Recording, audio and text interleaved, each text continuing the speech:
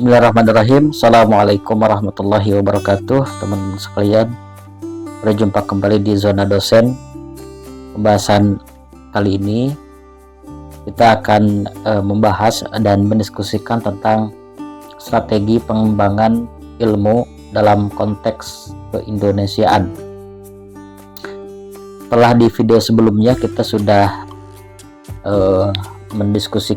menyampaikan kaitan dengan dialog antara filsafat, etika, dan ilmu dengan segala konsep dan analisisnya, utamanya kaitan dengan heuristik begitu. Nah, sekarang bagaimana kita akan menyajikan informasi tentang strategi pengembangan ilmu dalam konteks keindonesiaan. Nah, teman-teman sekalian, pengetahuan ilmiah adalah pengetahuan yang memiliki dasar yang kuat, disusun secara sistematis, dan dapat difahami serta diverifikasi oleh banyak orang.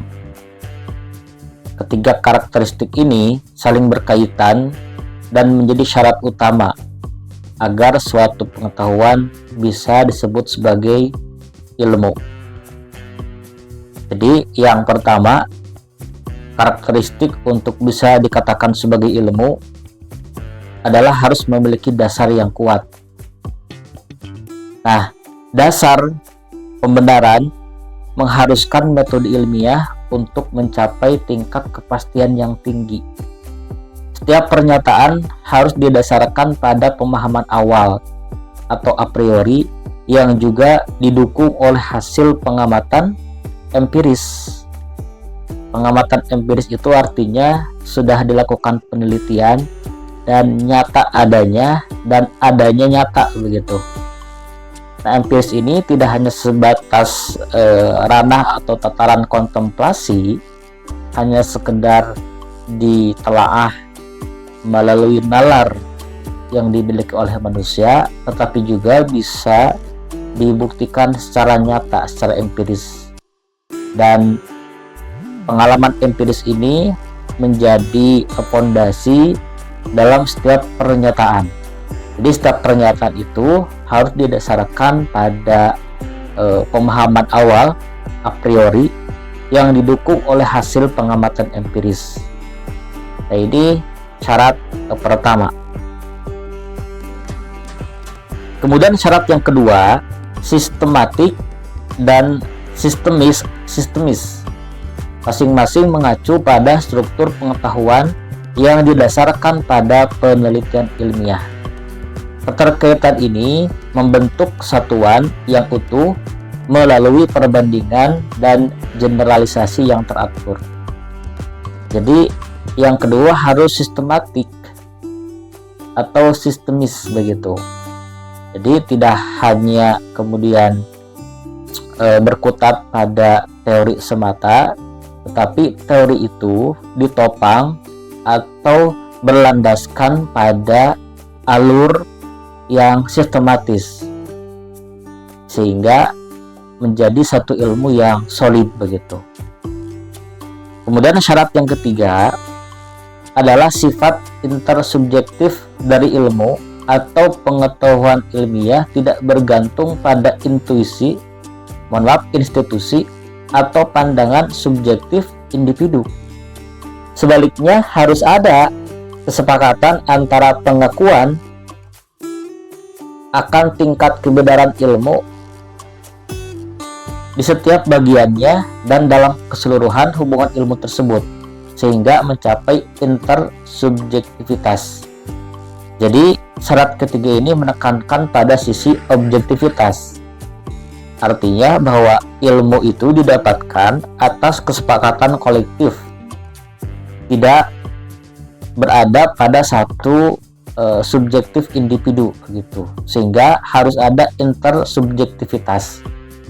Nah, istilah intersubjektif ini lebih jelas menunjukkan bahwa pengetahuan yang telah diperoleh oleh seorang individu harus diverifikasi oleh individu-individu lain agar pengetahuan itu lebih terjamin keabsahan atau kebenarannya.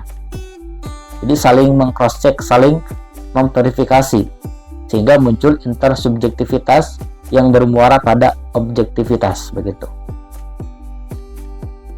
Nah, selain kriteria dan syarat yang tadi, pengetahuan ilmiah juga harus dinilai berdasarkan aspek fenomenal dan strukturalnya. Nah, dalam aspek fenomenal, ilmu menunjukkan dirinya dalam hal-hal berikut. Yang pertama, masyarakat elit yang dalam kehidupan sehari-harinya sangat peduli dan berkomitmen pada prinsip-prinsip universal, komunal, tanpa kepentingan pribadi, serta skeptis yang terfokus dan teratur. Jadi fenomena itu artinya tidak hanya berpaku pada satu ketentuan, tetapi harus merujuk atau harus didasarkan pada fenomena-fenomena yang terjadi di masyarakat begitu. Nah, fenomena yang terjadi di masyarakat salah satunya terkait dengan adanya kelompok-kelompok yang muncul di masyarakat. Nah, misalnya kelompok pertama adalah kelompok masyarakat elit yang biasa dalam kehidupan kesehariannya itu berprinsip pada prinsip-prinsip universal, kemudian komunal, tanpa kepentingan pribadi, serta skeptis yang terfokus dan teratur dalam arti kritis begitu. Nah, sehingga dengan keyakinan fenomena masyarakat elit, ilmu menjadi punya wibawa dan marwah, sehingga bisa menjadi ajuan atau pijakan seseorang dalam menentukan segala sesuatu. Kemudian yang kedua, proses pengetahuan ilmiah melalui refleksi, kontemplasi, imajinasi, observasi, eksperimen, komparasi, dan lain-lain yang terus berlanjut tanpa henti untuk terus mencari dan menemukan kebenaran ilmiah. Fenomena yang kedua ini artinya bahwa pengetahuan ilmiah yang sejatinya memberikan kekuatan dalam proses berkehidupan di masyarakat setidaknya harus dilalui melalui beberapa tahap begitu. Bisa diawali dengan proses refleksi begitu, kemudian kontemplasi, imajinasi, kemudian disambung dengan observasi, kemudian eksperimen, kemudian komparasi atau membandingkan. Itu dilakukan secara terus-menerus dengan tujuan untuk menemukan kebenaran ilmiah. Nah, yang ketiga, menghasilkan produk berupa dalil, teori, dan paradigma beserta hasil penerapannya baik yang bersifat fisik maupun non-fisik. Nah, ini fenomena ya yang berkaitan erat dengan ilmu pengetahuan dewasa ini khususnya. Nah, teman-teman, untuk mencapai pengetahuan ilmiah diperlukan riset sebagai dasar praktik ilmiah berikutnya. Hasil dari riset ini harus bersifat baru dan belum pernah ada sebelumnya. Selain itu, hasil tersebut harus terbuka agar bisa menjadi dasar bagi ilmuwan lain yang mempelajari perkembangan ilmu tersebut. Ya, namanya riset harus terus berkembang dan sebaiknya mesti ada novelty atau kebaruan, sehingga menambah hasanah yang kemudian bisa mengandung nilai aksiologis atau kemanfaatan bagi masyarakat ketika ilmu yang ditemukan itu memiliki kebaruan. Apalagi kebaruan itu menyangkut kebutuhan di masyarakat. Nah, fondasi ini tidak boleh direduksi, sehingga secara logis ini juga menjadi kaidah dan standar praktik ilmiah yang disebut dengan paradigma. Secara lebih rinci, sikap dan tanggung jawab akademik mencakup rasa ingin tahu yang tidak pernah berhenti, wawasan yang luas, keterbukaan terhadap saran dan kritik atau open-minded, kejujuran, dan kemandirian. Di fondasi sikap ilmiah ini tidaknya harus menggambarkan ciri-ciri yang konsisten dari proses berpengetahuan. Apa ciri-ciri yang konsisten itu?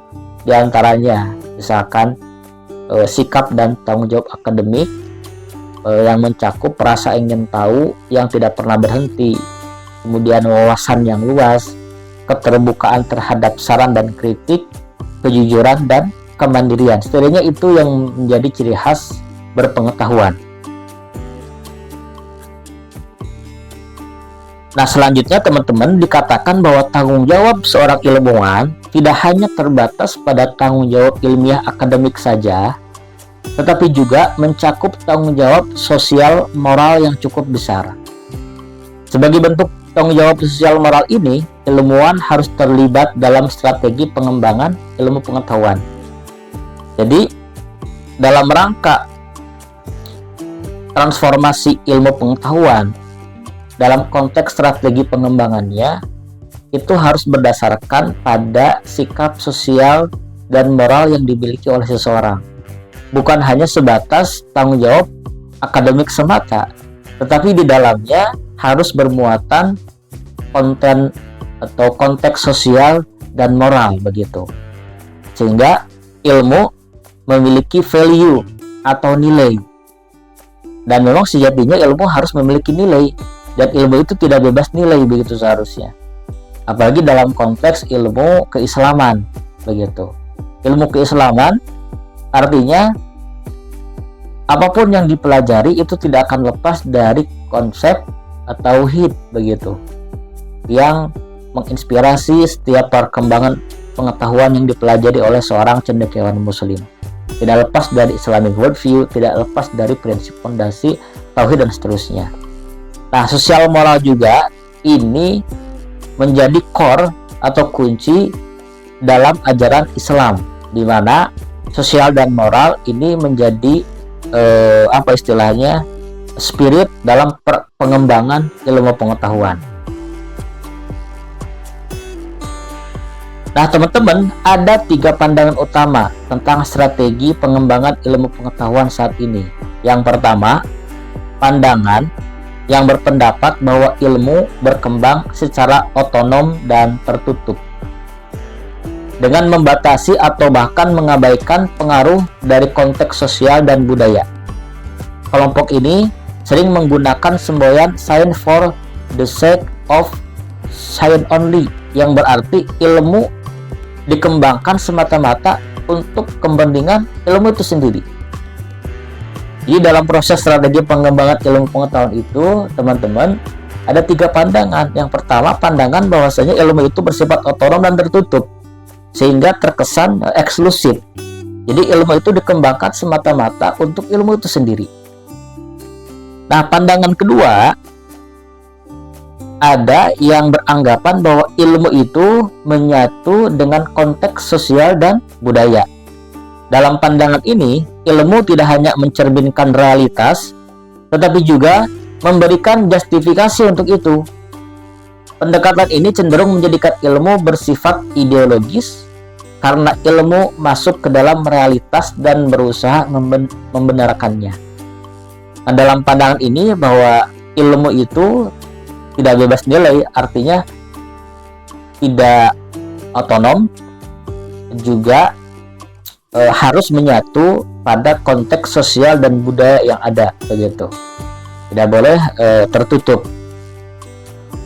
Nah, sementara teman-teman, pendapat yang ketiga, pendapat yang menganggap bahwa ilmu dan konteks saling mempengaruhi dan menyatu untuk memastikan bahwa ilmu tetap relevan dan aktual.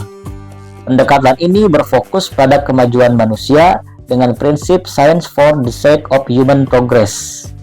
Nah, yang ketiga ini cenderung lebih maju ya teman-teman, karena ada keterhubungan antara sosial budaya dan konteks ilmu itu sendiri, yang pada hakikatnya harus bermuara pada progres dari manusia itu sendiri atau kemajuan manusia. Ilmu itu dikembangkan untuk kemajuan manusia, bukan untuk ilmu sendiri begitu, tetapi juga untuk kemajuan manusia. Nah, teman-teman, dalam konteks Indonesia, pengembangan ilmu memerlukan beberapa syarat ya. Yang pertama, perlu dibentuk komunitas ilmiah yang memiliki posisi tawar terhadap pemerintah dan perusahaan besar. Daud Yusuf menekankan pentingnya peran ilmu dalam masyarakat, sedangkan Jean-François Lyotard berpendapat bahwa dalam transformasi ilmu saat ini, kekuatan publik, terutama masyarakat sipil, harus diperhitungkan dalam hubungannya dengan perusahaan-perusahaan besar, baik secara resmi maupun nyata begitu.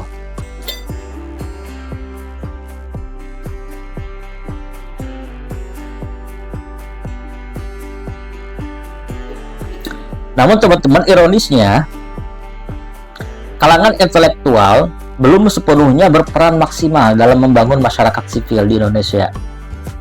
Hal ini mungkin disebabkan oleh minimnya pemikiran alternatif yang mereka tawarkan atau kedekatan mereka dengan kekuasaan. Cendekiawan yang berada dalam posisi nyaman, seperti yang diungkapkan Rendra, juga tidak memiliki pengaruh besar dalam menentukan kebijakan pembangunan di Indonesia. Mereka hampir tidak memiliki kekuatan tawar dengan pemerintah. Namun, situasi mulai berubah saat reformasi berlangsung. Arus perubahan ini berhasil menciptakan kemandirian di kalangan akademisi yang kini tidak terlalu bergantung pada kebijakan negara.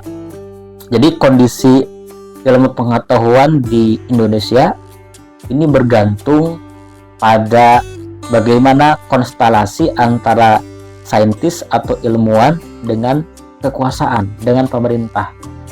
Yang mana kita tahu bahwa dalam konteks perkembangan ilmu pengetahuan, kekuasaan ini menjadi variabel yang sangat penting dalam perkembangan ilmu pengetahuan. Karena seperti yang tadi digambarkan Daud Yusuf, bahwasanya karena pentingnya ilmu dalam masyarakat ya, maka kekuatan masyarakat begitu harus diperhitungkan dalam hubungannya dengan perkembangan ilmu pengetahuan, utamanya di Indonesia. Namun katanya sayangnya kalangan intelektual di Indonesia belum sepenuhnya berperan maksimal. Yang pertama mungkin disebabkan karena minimnya pemikiran alternatif yang mereka tawarkan begitu. Yang kedua bisa jadi karena kedekatan ilmuwan dengan pemerintah, sehingga perlu dalam menyampaikan alternatif pikiran mereka tentang pengetahuan begitu. Namun teman-teman, beberapa kelompok ilmiah justru terlibat langsung dengan pusat kekuasaan pemerintah di Indonesia. Para birokrat di pemerintahan yang juga merupakan ilmuwan sering dikenal sebagai kelompok elite. Safruddin Bahar mengutip pendapat Robert D. Putnam mengenai 3 cara untuk menentukan apakah seseorang termasuk dalam kelompok elit, yaitu yang pertama, analisis posisi formal, yaitu kedudukan resminya dalam pemerintahan.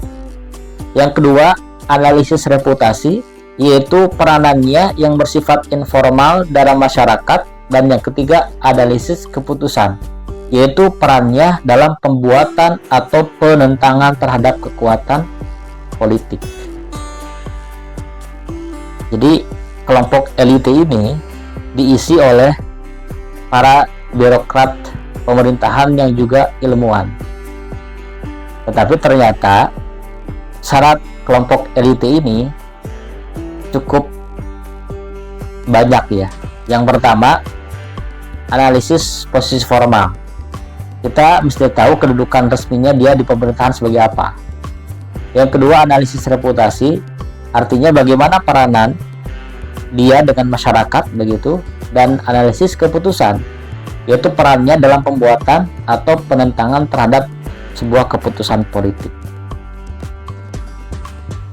Nah, teman-teman, kedua, pengembangan ilmu di Indonesia seharusnya tidak bersifat bebas nilai atau delivery, tetapi harus mencerminkan dasar metafisis, epistemologis, dan aksiologis. dari pandangan hidup bangsa Indonesia. Van Melsen menekankan pentingnya hubungan antara ilmu dan pandangan hidup karena ilmu tidak dapat memberikan penyelesaian akhir dan absolut. Jadi ilmu di Indonesia pada khususnya ini tidak boleh bebas nilai. Apalagi falsafah kehidupan masyarakat Indonesia sangat kuat. Budaya Indonesia sangat kuat. Dan ini harus menjadi landasan atau dasar pijakan berkembangnya ilmu pengetahuan di Indonesia. Jadi ilmu pengetahuan di Indonesia itu harus memiliki prinsip ontologis, epistemologis, dan aksiologis, sehingga ilmu nanti akan memberikan dampak yang positif pada perkembangan masyarakat Indonesia. Ilmu itu tidak bisa sendiri, tidak bisa berdiri sendiri secara mutlak tanpa dasar pandangan hidup. Oleh karena itu, penting untuk memiliki ontologis, epistemologis, dan aksiologis agar terdapat harmoni antara rasionalitas dan kearifan. Nah, yang ketiga, dalam pengembangan ilmu di Indonesia perlu memperhatikan hubungan antar ilmu tanpa mengorbankan otonomi masing-masing disiplin ilmu. Di sini, filsafat, terutama filsafat ilmu, berperan sebagai moderator. Gaston Bachelard menegaskan pentingnya hubungan antara ilmu dan filsafat. Filsafat harus dapat menyesuaikan bahasa teknisnya untuk memahami perkembangan ilmu terkini. Sementara ilmu harus memanfaatkan kreativitas filsafat. Oleh karena itu, filsafat ilmu sangat diperlukan untuk mendorong pemahaman antar disiplin ilmu dan sistem interdisipliner. Jadi dalam cara yang ketiga ini harus memikirkan bagaimana ilmu itu harus saling berhubungan tanpa mengorbankan otonomi masing-masing disiplin ilmu. Nah, makanya filsafat, terutama filsafat ilmu di sini sangat berperan utamanya sebagai moderator begitu. Filsafat ini dibutuhkan, harus dimanfaatkan oleh ilmu. Kreativitas berfilsafat ini harus dimanfaatkan oleh ilmu, dan filsafat pun harus dapat menyesuaikan bahasa teknisnya untuk memenuhi perkembangan ilmu terkini khususnya. Dan yang keempat, dalam pengembangan ilmu di Indonesia perlu memerhatikan dimensi religiusitas. Mengingat masyarakat Indonesia masih sangat dipengaruhi oleh nilai-nilai agama. Meskipun pengembangan ilmu dapat mengalami kendala dari aspek agama yang bersifat eksoteris, begitu, hal ini tidak berlaku untuk aspek esoteris. Oleh karena itu, penting untuk mengeksplorasi dimensi esoteris agama agar komunitas ilmiah dapat mengintegrasikan ilmu dengan nilai-nilai religius atau mengembangkan aspek-aspek implisit dalam ajaran agama yang menunjang manfaat ilmu bagi umat manusia. Nah, dengan demikian, strategi pengembangan ilmu di Indonesia harus selalu selaras dengan garis politik pembangunan nasional yang meliputi pertama, visi dan orientasi filsafat pengembangan ilmu harus mencerminkan nilai-nilai Pancasila sebagai dasar budaya bangsa. Kedua, visi dan orientasi praktisnya harus bersifat teleologis, etis, dan integratif. Jadi, strategi pengembangan ilmu di Indonesia harus selaras dengan garis politik pembangunan nasional yang meliputi pertama, visi dan orientasi filsafat pengembangan ilmu harus mencerminkan nilai-nilai Pancasila sebagai budaya bangsa. Yang kedua, visi dan orientasi praktisnya harus bersifat teleologis, etis, dan integratif.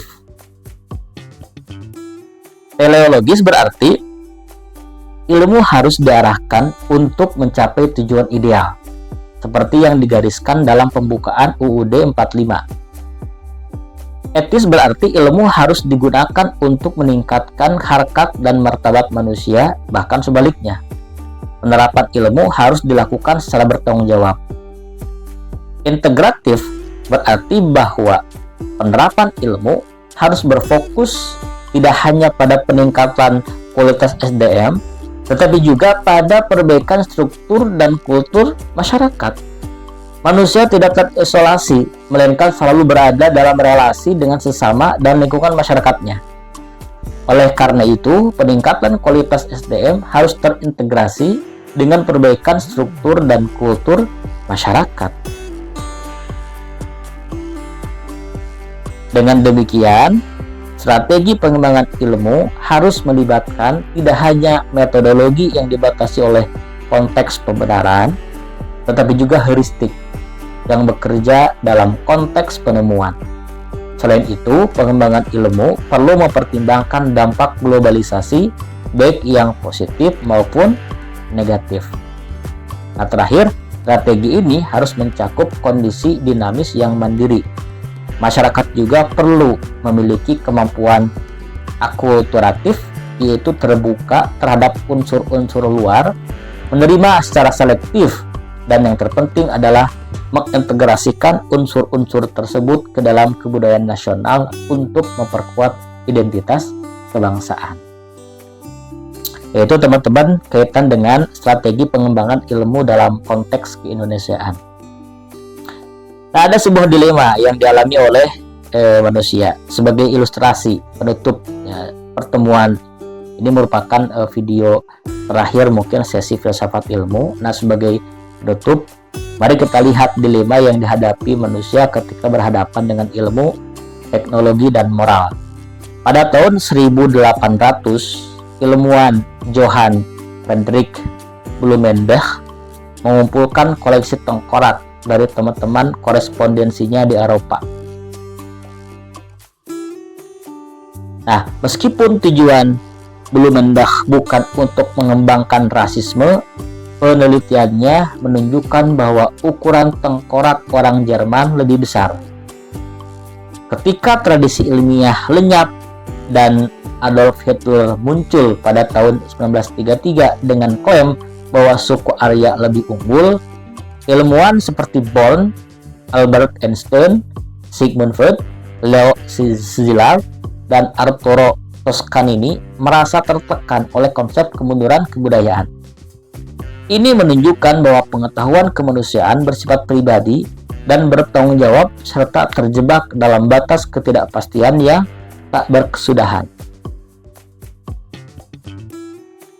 Gambaran ini menunjukkan bahwa manusia sering mengalami dilema saat berhadapan dengan ilmu, teknologi, dan kemanusiaan. Dilema ini memiliki dua dimensi. Pertama, filosofi yang menganggap bahwa tujuan membenarkan segala cara yang mengubah kita menjadi mesin perang yang tidak peka terhadap penderitaan manusia lain. Yang kedua, dogma bangsa yang membuat kita buta terhadap kekuasaan, menggunakan teknologi untuk menyerang bangsa lain tanpa pertimbangan. Contohnya, Irak adalah korban langsung dari perkembangan ilmu dan teknologi. Kesimpulannya, ilmu bukanlah sesuatu yang terlepas dari kemanusiaan. Ilmu adalah bentuk pengetahuan yang sangat terkait dengan nilai-nilai kemanusiaan. Nah, kondisi dilema ini setidaknya dapat diselesaikan melalui dua cara. Yang pertama, perlu menghubungkan kembali berbagai disiplin ilmu yang selama beberapa dekade menjadi terpisah akibat penggolongan, spesialisasi, dan positivisme. Hal ini telah menyebabkan ilmu kehilangan rujukan transendental dan kering dari dimensi etis. Untuk mengatasi masalah ini, kita bisa menggunakan model interkonektivitas yang diusulkan Jürgen Habermas. Pertama, perlu menghubungkan kembali berbagai disiplin ilmu, seperti yang diusulkan oleh Jürgen Habermas. Dan yang kedua, penting untuk mendialogkan antara filsafat, etika, dan ilmu dengan tujuan menciptakan diskusi antar disiplin yang memungkinkan pengambilan keputusan etis bersama. Hal ini menjadi sangat penting dalam menghadapi masalah sosial dan kemanusiaan yang semakin mendesak dan membutuhkan solusi. Terima kasih teman-teman, itu yang bisa disampaikan. Dan edisi Filsafat Ilmu ini merupakan video terakhir begitu, sehingga mudah-mudahan dari apa yang disampaikan bisa memberikan insight, dan mohon maaf bila ada salah-salah kata, salah-salah penyampaian, mohon dikoreksi. Dan semoga yang menyimak pembahasan dari awal sampai akhir menjadi ilmu yang bermanfaat, dan khususnya bagi saya menyampaikan. Sekian, assalamualaikum warahmatullahi wabarakatuh.